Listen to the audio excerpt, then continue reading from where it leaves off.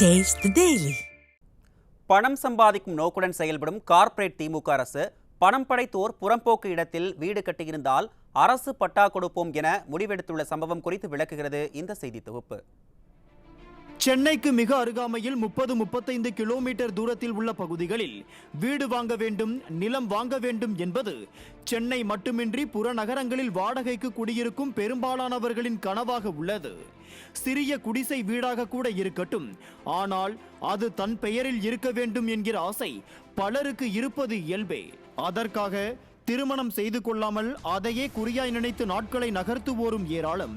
இந்த நிலையில் வறுமை கோட்டிற்கு மேல் இருப்பவர்கள் வசிக்கும் இடங்களில் ஒன்றாக விளங்கும் சென்னையை அடுத்த காஞ்சிபுரம் மாவட்டம் OMR மற்றும் ECR பகுதியில் நிலங்களின் விலை 15 லட்சம் முதல் 30 லட்சம் வரை அதிகரித்துள்ளது.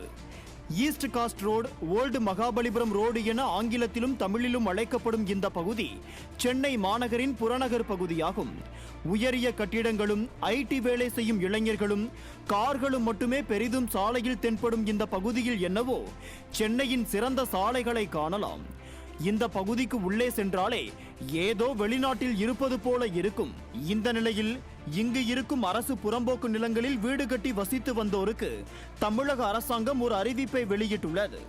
அது என்னவென்றால், வெகு காலமாக அரசு புறம்போக்கு நிலங்களில் வீடு கட்டி இங்கு வசித்து வரும் 6751 பேர்களுக்கு தற்போது இந்த விடியா திமுக கார்ப்பரேட் அரசாங்கம் பட்டா வழங்கியுள்ளது.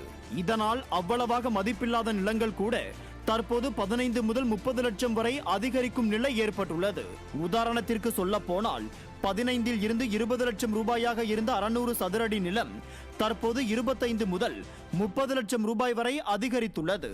இது மட்டுமின்றி இதே போன்று அரசு புறம்போக்கு நிலங்களில் வசிக்கும் 3000 பேருக்கு பட்டா வழங்கவும் இந்த விடிய அரசின் வருவாய்த்துறை முடிவெடுத்துள்ளது. ஒரு பக்கம் இது இருக்க, மறுபக்கம் விளைநிலங்களில் ஏர்போர்ட் கட்டக்கூடாது என ஓராண்டுக்கும் மேலாக பரந்தூர் மக்கள் போராடி ஆந்திராவுக்கு படையெடுக்கும் மக்களுக்கு இந்த அரசால் ஒரு தீர்வு சொல்ல முடியவில்லை. சரியான தண்ணீர் பாசனமின்றி காய்ந்து போகும் பயிர்களை காக்கவோ, தப்பி தவறி விளைந்த பொருட்களை சேமிக்க சரியான சேமிப்பு கிடங்கோ கட்ட துப்பில்லை. மலை கிராமங்களில் வசிக்கும் மக்களுக்கு ஒரு சிறிய குடிசை வீடு கட்டி கொடுத்து பட்டா வழங்க மனமில்லாமலும் பல ஆண்டுகளாக வசித்து வரும் சென்னை பட்டினப்பாக்க ஏழை மீனவர்களை அப்புறப்படுத்த துடித்துக் கொண்டிருக்கும் இந்த அரசால் எப்படி சென்னையின் பணக்கார பகுதியில் அரசு நிலத்தை ஆக்கிரமித்து வசிக்கும் மக்களுக்கு பட்டா கொடுக்க முடிகிறது? எல்லாம் பணமா அல்லது வேறு ஏதேனும் உள்நோக்கமா? பணம் பத்தும் செய்யும் என கூறுவர்.